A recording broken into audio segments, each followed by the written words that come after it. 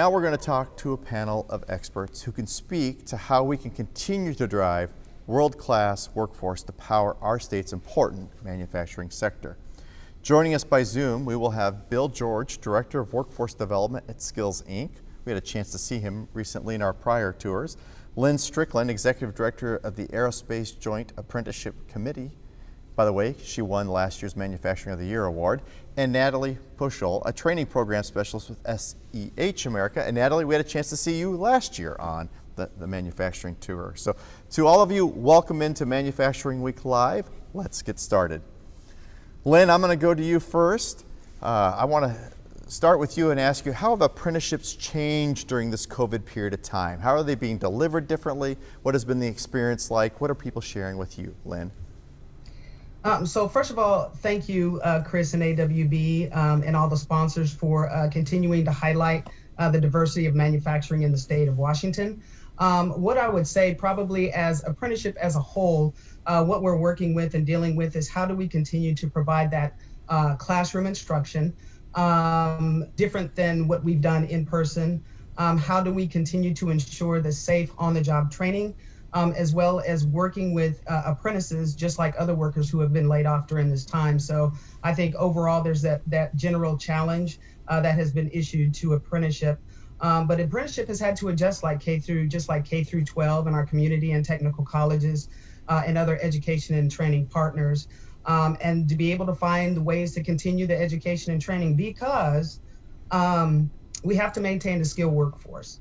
And that's important not only during this time, but also as we get through this time and production ramps back up. So it's essential as a state that we continue to use all of our workforce development levers to be able to increase our workforce, sustain our workforce, and remain competitive. So some of the things specific to AJAC and that we've done and changed over the last 6 months, that is not just us, but we see a lot of other apprenticeship programs tackling, is one that we've had to convert all of our classes to online. And apprenticeship tends to attract people who learn better by doing. So that's a challenge. I mean, we have hands-on in the classroom as well as, a lot of the on-the-job training that happens in apprenticeship. So with 7% of the education happening in the classroom, we have had to convert that. But we've also, as we've converted those classes online, we have to keep in mind the type of learners that we have. So we have been creative in how we deploy that with our apprentices, but what we've also been conscious of is making sure that all of our apprentices have equitable access to the online portion of the training. So especially in rural areas. So either we provide them or help them with the technology or connect them with individuals that have those resources so they can continue in the education and training. One of the other things that we're doing is 93% of apprenticeship happens on the job under a skilled mentor. And so we have seen with apprentices, just like individuals in the other workforce, in the workforce, that they're being laid off too. But at the same time, we have employers that are still hiring. So we're taking those apprentices who have been laid off and connecting them with employers that are still hiring, but also at the same time, and if an apprentice tends to lose his or her job, we allow them to continue the educational part of that training and continue to help to connect them with employment as we can. So one of the things for AJAC I know that we have been doing is diversifying our employer training agent partnership. So and that has been important for us because many of the 11 apprenticeship programs that we train to cross multiple industries. So we've been working really hard to get connected with other employers, and now we work with employers not just in aerospace, but also biomedical, defense industries, food processing, manufacturing itself, as well as space. So that diversification has helped us to be able to move apprentices that are gaining these skills that cross multiple industries to be able to move them around within different industries within the state of Washington. And then lastly, we've continued to offer our key programs. So our apprenticeship programs are still going on. Our 2 youth and apprenticeship programs are still going on, and these are statewide. And we've also worked with K through 12, like Chris. I saw him, Chris Naismith. I saw him a little bit earlier, working with him and his staff and other instructors and administrators to be able to ensure that the students that are in the youth and apprenticeship program are able to continue. We continue to provide our AMP, or Advanced Manufacturing Program, which is a 1 to 2 day for people who are considering advanced manufacturing industries, letting them know about career progression pathways, and skills that they're going to need. And also our pre-apprenticeship program, which is Manufacturing Academy. And we've also converted that to online. And the benefit of that is that as people are unemployed and they're looking to maybe transition from one industry to another, we are able to provide that online training for people who are in Yakima and Seattle all in one class. So that really has helped. So, if your employer's out there and you're looking to add apprenticeship to your workforce development portfolio, I have to say this, my marketing guy will kill me if I don't. Visit www.ajactraining.org. And just remember that tough times, they come, but they also go. So as much as we can partner with one another here to develop this workforce, our workforce, I think that we're going to be, better off. We're reimagining ourselves. We're reinventing ourselves during these times. So, Chris, I can continue to talk, but I'll just stop right there. Thanks, Lynn. Great to see you. I wish it was in person, not via Zoom. Right. Up next is Bill. Bill, we had a chance to stop by and see your amazing facility last year. Can you share a little bit about the programs that you have there and how they've been impacted during COVID as well? Yeah, thanks, Chris. Skills Inc. is a self-supported nonprofit social enterprise that employs people of all abilities in aerospace manufacturing, aerospace finishing, technical services, and business solutions. Our fully integrated, inclusive workforce is comprised of individuals with and without disabilities working side by side throughout all 4 lines of our business. We accomplish our social mission in 3 primary ways. First, we provide competitive wage jobs in aerospace manufacturing. Between 50 and 60% of our workforce are persons who have a self-identified disability, including individuals at every level of the organization. Second, we offer programs and services such as customized employment, which matches part-time employees with specific business needs. Vocational services that provides training, mentoring, and job development support to individuals wanting to enter or return to the workforce.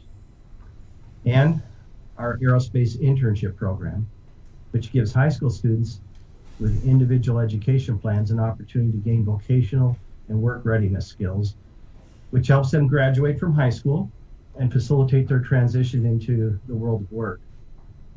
Thirdly, we serve as a role model of inclusiveness in the community. This year, Skills Aerospace Internship Program was fortunate to be nominated for the AWB's Connect Award, recognizing the significant business community connection this program has contributed for 19 years. So pivoting now to the changes we've seen in the past year, as an aerospace industry supplier, we've been through a bit of a perfect storm during the past 12 months, with the grounding of an entire aircraft model, further impacted by a global pandemic that resulted in perhaps the most significant global downturn in the history of the commercial airline industry. Although we've seen both our revenues and our workforce diminish by 50%, we're continuing to operate effectively at lower production levels, and we do expect a slow and steady climb out in time to levels at or above what we experienced before COVID. But like most businesses, we've had to be a bit creative and adapt to the changes that have confronted us. We've had to lean out our processes. We wear multiple hats and we make do with less. But we recognize that much of what we're experiencing will in fact make us stronger in the long run. Because we have an inclusive culture, we continue to seek input from our employees on what's working and what's not working, and then making the adjustments we need to make. Our employees trust that we'll be open and forthcoming, treating everyone fairly and equitably along the way. One example of how we've had to adapt is, as was mentioned earlier, with our Aerospace Internship program, we've had to move to an entirely different format. Our standard approach of one-on-one in-person mentoring had to be modified to fit a distance learning format. And this would allow us to have multiple students online at once. So we've deployed live cameras as well as video recording equipment to deliver instructional content via Google Classroom. During the instructional time, the students would have been on site. And then our mentors become subject matter experts to assist with delivering the content. So overall, we feel fortunate as a company to provide essential services within the industry while continuing to serve the community and the needs of our employees. Thank you, Bill. Again, it was a real privilege and honor for us, for you to share your facility with us and to allow us in last year. It was great to see your company up close and personal. Natalie, going to you, we too had a chance I think you kicked us off last year, maybe even on day one. I think we did, yeah. I think you were day one there. Share with us a little bit about the internship program that you're doing at SEH. It's different, it's successful, but take a few minutes if you would. Sure. So SEH America is a high-tech manufacturer. So we have about 1,000 employees, and we're in Southwest Washington. And I just want to kick off by saying thank you so much for having us here. We really appreciate the work that AWB does promoting manufacturing in the state of Washington. We do have high school internship program, and we have been doing high school internships for about 9 years now. And we've hired about 1/3 of our former high school interns. So it's been a really great way to give students a supportive network of adults, some good concrete hands-on learning experiences to put on their resume, and more information about what jobs in manufacturing really are. What do they look like? Why is this a good career for me? So yeah, COVID has made it challenging. We can't have high school students on site. Most of our high schools in Southwest Washington are doing distance learning right now. So we've had to really be creative and think outside the box and really go back to what is the goal of this program? What are we trying to accomplish? And can we get the same results in a different format? We remain really committed to helping young people get these experiences. And so we really tried to think outside the box and try to figure out a way to keep supporting them. And it's not easy because manufacturing, as Lynn said, is very hands-on. It's doing stuff with your hands. And how do you do that if you can't have people on site? So we're doing distance internships. We had our first very small group over the summer, and man, it was challenging. It's not the same. We learned a lot about what works and what doesn't work, but we're having our second group actually starting next week doing distance internships with SEH America. So that we've kept the core components of they have some sort of project to dig into.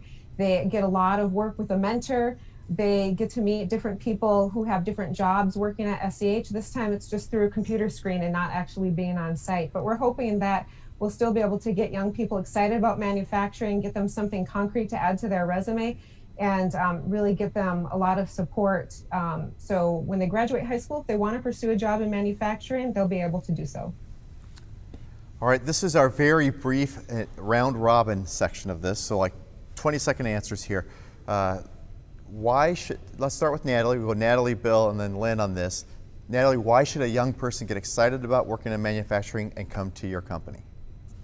It's just such a cool environment. I have to say, walking down the hallway, you can hear robots, and there's a wide variety of types of environments in our company. From if you want to really get dirty and go into machines, there's that option, to clean room suits. So there's such a wide variety of careers. It's interesting. You get to use your mind. It's not sitting at a desk all day, and there's a lot of growth opportunities.